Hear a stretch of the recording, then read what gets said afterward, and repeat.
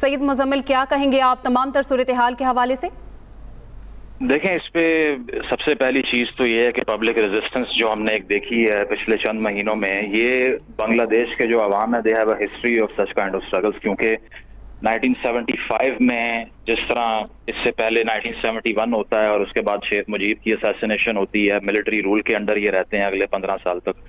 तो 90s के अंदर भी एक मैस प्रोटेस्ट हुआ था डेमोक्रेटाइजेशन के लिए, जिसके बाद एक 2 पार्टी सिस्टम की एक शक्ल हमने देखी बांग्लादेश के अंदर, जिसमें एक बांग्लादेश नेशनलिस्ट पार्टी थी BNP और दूसरी अवामी लीग थी। तो एक तो बड़ा डाइवर्स पॉलिटिकल सिनेरियो है कि दोनों मेन स्ट्रीम पॉलिटिकल पार्टीज को खवातीन हेड कर रही थी, और उसके बाद में ये स्लो मार्च टू अथॉरिटेरियनिज्म कह सकते हैं इसको, जिस तरह से हमने हसीना वाजिद की गवर्नमेंट को देखा है कि तकरीबन पिछले 16-17 साल से वो बड़ा जमाना इक़्तिदार के ऊपर। और इसी तरह 2006 के सैयद मुजम्मिल, बहुत माजरत के साथ बांग्लादेशी आर्मी चीफ इस वक्त खिताब कर रहे हैं। পদত্যাগ করেছেন এবং এখন একটা ইন্টারিম গভর্নমেন্ট ফর্ম করে আমরা আমাদের কার্যক্রম পরিচালনা করব। আপনারা একটু ধৈর্য ধরেন, আমাদের কিছু সময় দেন, ইনশাআল্লাহ আমরা সবাই মিলে সমস্ত সমস্যার সমাধান করতে সক্ষম হব। আপনারা আর এই সংঘাতের পথে যাবেন না এবং শান্তি শৃঙ্খলার পথে ফেরত চলে আসেন। আমাদের দেশের অনেক ক্ষতি হচ্ছে, অর্থ সম্পদের ক্ষতি হচ্ছে, জানের লোকজন মারা যাচ্ছে।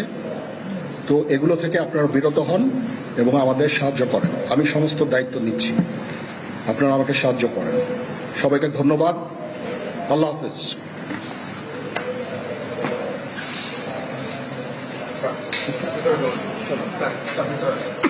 আপনারা কি কোনো প্রশ্ন করতে চান?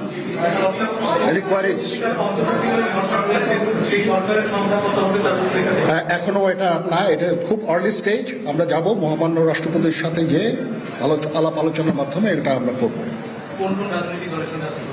আজকে এখানে জামাতের আমির ছিলেন, আমাদের বিএনপির শীর্ষস্থানীয় নেতৃবৃন্দ এখানে ছিলেন, জাতীয় পার্টির নেতৃস্থানীয় নেতৃবৃন্দ এখানে ছিলেন, এবং সুশীল সমাজ এবং এখানে ডক্টর আসিফ নজরুল উনি নিজেও ছিলেন এখানে। এবং উনি আমার সামনেই উনি সমস্ত ছাত্রদেরকে একটা সুন্দর বার্তাও দিয়েছেন, এবং আমি আশা করি যে ছাত্ররা সেই বার্তা শুনে, ওরা কথা ওনাকে সবাই শ্রদ্ধা করে, ছাত্ররা শ্রদ্ধা করে, ওনার এই বার্তা শুনে তারা এই পরিস্থিতি নিয়ন্ত্রণে নিয়ে চলে আসবে এবং আমরা একটা সুন্দর একটা পরিস্থিতির দিকে আমরা এগিয়ে যাব ইনশাআল্লাহ। এখানে আওয়ামী লীগের কেউ ছিল না, আওয়ামী লীগের কেউ ছিল না।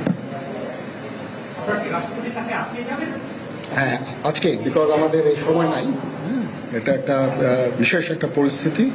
আমরা আজকে যে এই পরিস্থিতি এটা একটা আমরা একটা নিয়ন্ত্রণ নিয়ে আসবো। সেনাবাহিনী শান্তি শৃঙ্খলা বজায় রাখার কাজ চালিয়ে যাবে এবং আপনাদের সবার দায়িত্ব, ছাত্রদের দায়িত্ব, রাজনৈতিক নেতৃবৃন্দ এবং রাজনৈতিক কর্মীদের দায়িত্ব হচ্ছে সেনাবাহিনীকে সাহায্য করা। এবং আপনারা মিডিয়ার মাধ্যমে আমাদেরকে এই যে একটু আমাদের সাহায্য করেন, সুতরাং আমরা তাহলে এই পরিস্থিতির নিয়ন্ত্রণ সহজেই নিয়ে আসতে পারব।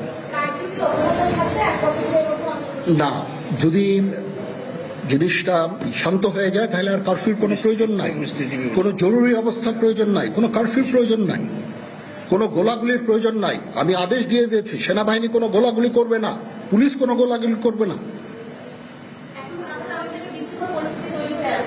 আমি আশা করছি যে আমার এই বক্তব্যের পরে পরিস্থিতি উন্নতি হবে, আমরা একটা সুন্দর পরিবেশের দিকে যাচ্ছি।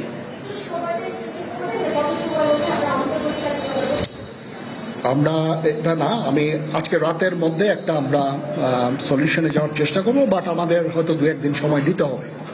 এটা আমরা এখনো এটা টু আর্লি, আমরা যাচ্ছি যে আমরা কথা বলবো মহামান্য রাষ্ট্রপতির সাথে, আমরা একটা সুন্দর সলিউশনে আমরা পৌঁছাবো।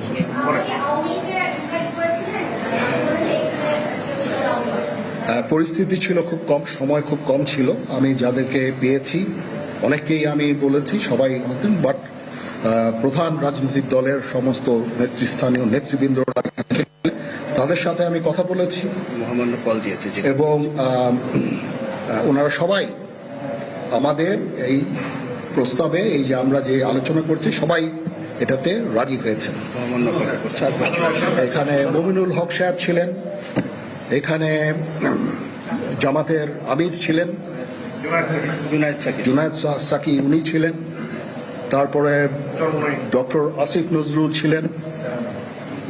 আমরা সবাই মিলে এবং সবাই আমরা এটাতে একমত পোষণ করেছি। এখন ছাত্রদের কাজ হচ্ছে যে শান্ত হওয়া এবং আমাদেরকে সাহায্য করা।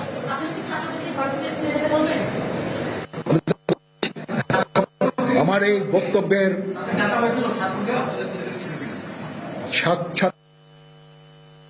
আসিফ নজরুলকে রিকোয়েস্ট করেছি, যেহেতু ওনাকে ছাত্ররা শ্রদ্ধা করেন এবং উনিও একটা সুন্দর একটা